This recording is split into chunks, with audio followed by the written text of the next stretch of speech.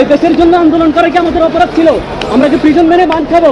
তারপর বাইরে আসলে আমাদের এই আইনজীবী সেই আইনজীবী রাষ্ট্রপক্ষের আইনজীবী আমাদের বিরুদ্ধে মিথ্যা অভিযোগ উত্থাপন করবে।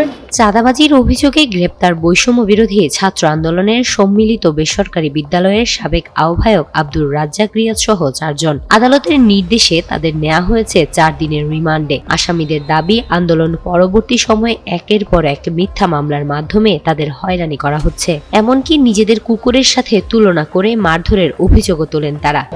কোনো ক্যামেরার মধ্যে আমি ছিলাম না।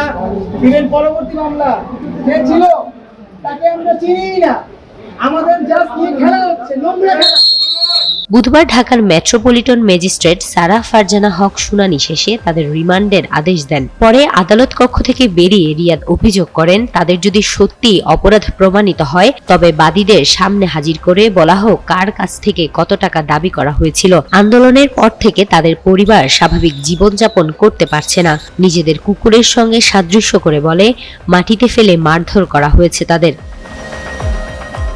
রিয়াদের বক্তব্যে আরও উঠে আসে, আদালতে আইনজীবীদের মাধ্যমে তাদের বিরুদ্ধে ধারাবাহিকভাবে মিথ্যা অভিযোগ আনা হচ্ছে এবং একের পর এক মিথ্যা মামলায় জড়ানো হচ্ছে বলে অভিযোগ করেন তিনি।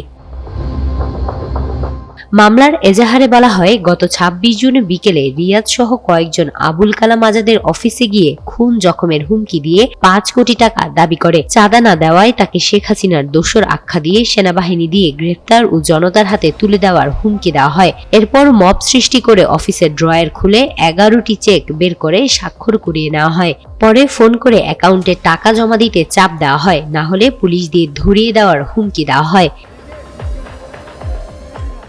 হিমাতুল জান্নাত, যুগান্তর নিউজ।